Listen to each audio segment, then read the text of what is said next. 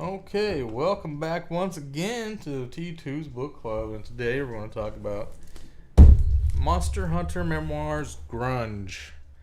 Now, this book, I had low expectations and I was greatly not disappointed. What was it called? Surprised at how awesome it was. So, the third or fourth book of the series, the first two books of the Monster Hunter books. Let me just talk about those for a second. Those were really good. They're about a guy who reacts to a situation with paranormal monsters really good, and he responds with violence and force, and he survives.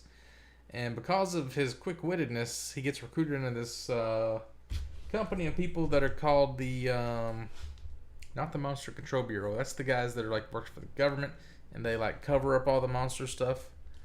But it's the Monster Hunters International. That's the guys. They have a little group of like mercenaries, kind of like Blackwater or something. They work out of like Carazonas, Alabama, I think, or something. Cazador, Alabama. So like there's one guy who's like a gunsmith, and he creates wild, crazy guns. And they got this leader, and they got the one guy who's actually a werewolf. See, that's where I didn't really like. It was a book 3 or 4. It was called Alpha, Monster Hunter Alpha. It was about that guy. It got off of the main guy and started talking about this guy who's the werewolf. And I didn't really dig that book as much. But they talk about, like, they make all this money from this puff fund. It's kind of the government pays them to kill monsters. And, like, they're worth, like, thousands of dollars depending on how dangerous they are and stuff. They get there's different levels of vampires that are worth crazy amounts of money. They got, like, these old gods that are, like, I don't even know how much those pay. They're probably, like, billions or whatever. But, like, let me just go. So this one is actually, like, a bunch of different memoirs this guy's writing. He's like works for the Seattle, Washington area guys. It's like a different whole platoon, and it's kind of like Ghostbusters mixed with like the Supernatural TV show. Because Ghostbusters, they only hunt ghosts, but this they hunt like every other kind of monster. I don't know if ghosts are even in this universe, but like everything else is vampires, werewolves, zombies, liches, magical, like necromancer kind of guys. You got your old gods, whites, Bigfoot, kappas, fairies. So it starts out. By the way, look at this font, right? I don't know if you can tell. Let me go to like a chapter page. Look at that. There's it. Oh, it's so bright.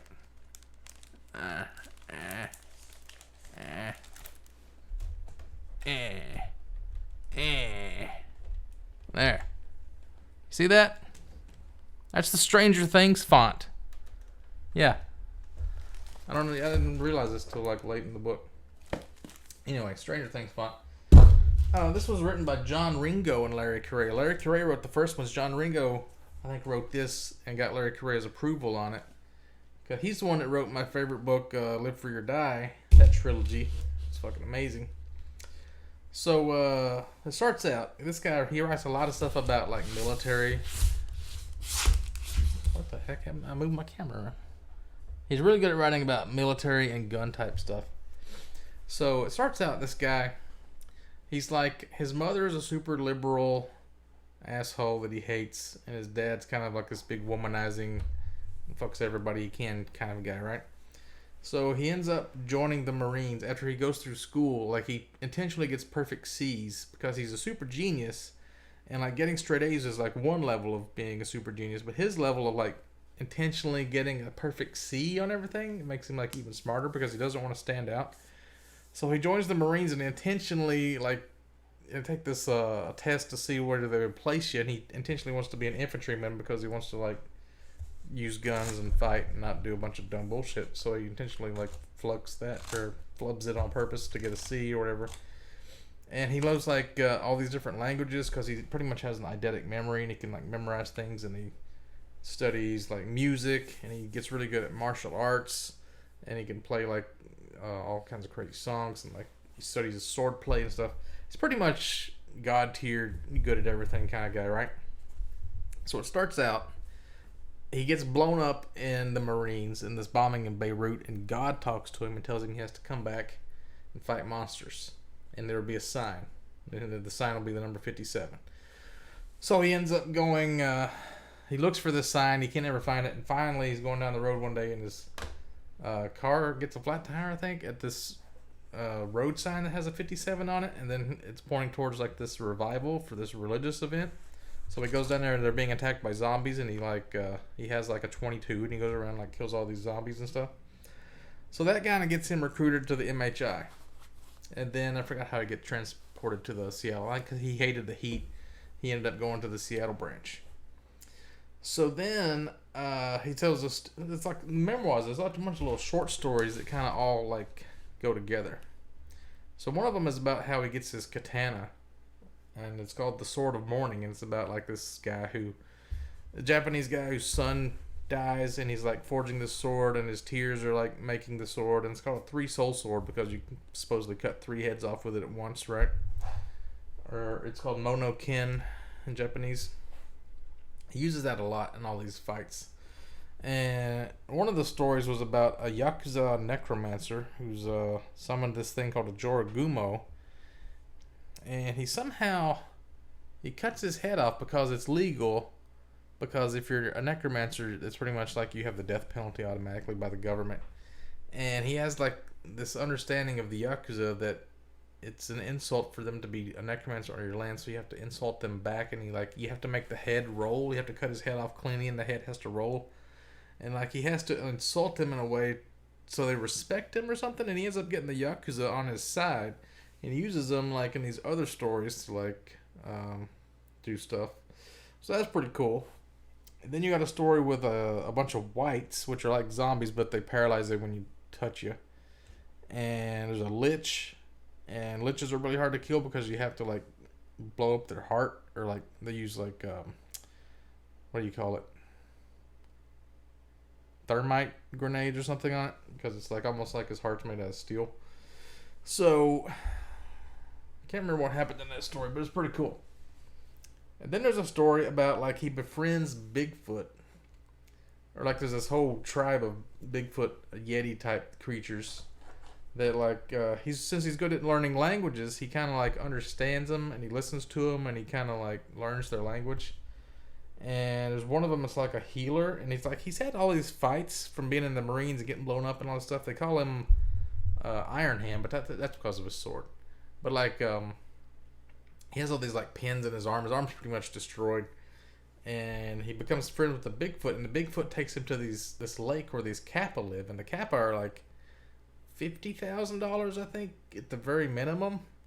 And there's like a whole lake of them, so they're like super expensive if he kills them. But like since the Bigfoot's befriended him, they healed his bones, because Kappa can like heal bones or something. So that's pretty cool. And like later on, like he's fighting against his mom in court with the government because she's like this big monster rights advocate. And like she's like a Indiana Jones type, like an archaeologist, and she has all these papers she's written that he's studied, and she's saying like they're all just violent and they want to kill all these monsters. He's like, look, I befriended these Bigfoots in this lake full of Kappas, and like we have this whole rule that we don't go anywhere near them and won't tell anybody where they are or exist. So if we were just like baby killers or whatever you're saying, that like why would we do that? Pretty much owns her and puts her in her place. It's pretty dope. So then the last story of this whole book is about the fairies, because when they killed that lich, he was like the worst thing in Seattle area, right? So it created a power vacuum, and then all these other monsters start coming in, and they're like being overrun with like all these different werewolf problems and like other problems like that. So they figure out you got to get some kind of monster that we can live with that's not too bad, just to keep everything like under control. Kind of like Saddam Hussein when they killed Saddam Hussein. So he finds this fairy princess who's been imprisoned on a tower by her mother, the fairy queen. There's this whole deal with the fairy queens and like the rules, and like that's a similar thing with the Jim Butcher books with the fairies. Like they're always like making deals and trying to get out of the deals and stuff. And like they make a deal. It's called, what is it called? The Harper's Challenge. And you're supposed to play music for 3 nights, and it has to be stuff that they've never heard before, and you can't play any notes wrong. and it's supposed to be like constant, but just like what it actually is once you start playing, they get entranced and they almost kind of like become a statue as long as you're playing. There's like all these trolls and other fairy creatures there that are dancing around and stuff too. It's kind of like they don't even notice if you're playing the beat or the notes wrong because they're so ensorcelled by this stuff. I love like the word ensorcelled. But he actually does it for 3 days, and he's playing some songs that are like all these like copyright free music that you get on YouTube or something. It's like songs that she would never have heard because it hasn't been publicized, but like all these people submit it and they never get played, and like stuff that he'd made up to. But then he was trying to play like heavy metal music that was never been designed for violin because he's playing all this on violin. It's pretty cool. He ends up beating this challenge and then makes this deal that he can have this fairy princess take over Seattle. The problem is the fairy princess is like super annoying, and she created Valley Speak and grunge music and what was the other thing? Anyway, they hint that this turns out to be Courtney Love. The see, like fairies in this world, they're like live in trailer parks and they're always super hot usually, if the young ones are anyway. And yeah, she pretty much. Let me read the end of it. Let me see her.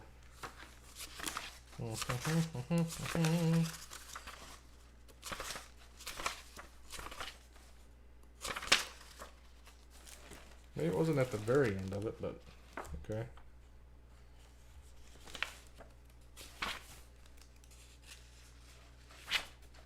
Okay, the hunt. Yeah, they mentioned the wild hunt again in here too. Because they came and like tried to pretty much had to hold them all hostage with like bombs and stuff just to get them to even agree to this challenge.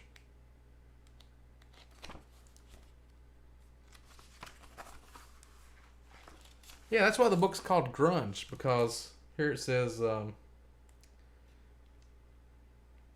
had to leave Seattle courtesy of Cheyenne, the trailer park elf girl. Long story for the next memoir. Shortly before that little issue came up, I was in Sorry. That's the sushi place he ate at. I filled out my form to the server. Oh, avocado California roll sushi. That's another thing that she was responsible for, I think.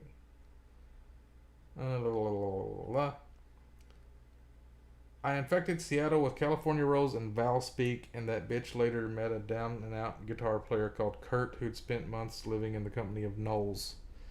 Remember my comment, smells like teen urine?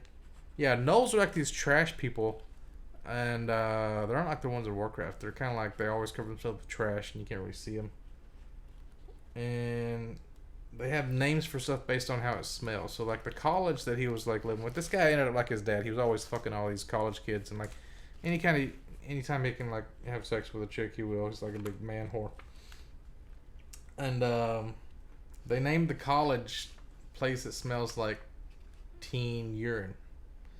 So then they says the record company balked at the word urine. Yeah, I'm ultimately responsible for grunge. I sincerely apologize. So they saying like smells like teen spirit was like what they named the record because they couldn't use urine. It was Kurt Cobain, which would make this fairy princess Courtney Love. That kind of makes a lot of sense. Because when you think about these trailer park blonde chicks that are like these fairies in this book, you think of somebody like Courtney Love. Because they're like trailer park trashy. What else did I not mention? For the princess part, mentioned that. Here's where you learn to speak to the Yetis.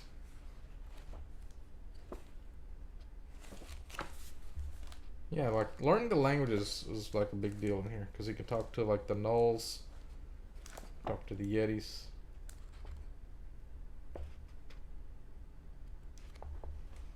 Swamp apes, they call some of the Yetis in Georgia. Yeah, there's like standard vampires, higher vampires, major, greater, and master vampires. And they talk about how he dulled his sword on a master vampire's neck one time. That's how he finally hurt his sword bad enough that he couldn't use it anymore. It says if you ever have to face a master vampire, my suggestion is calling a B-52 airstrike.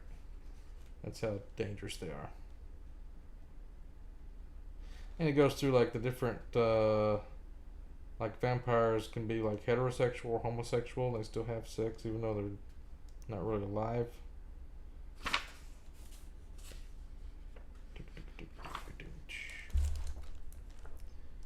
Yeah, this new job I got, I can really go through books really fast. I'm already like deep into my next book.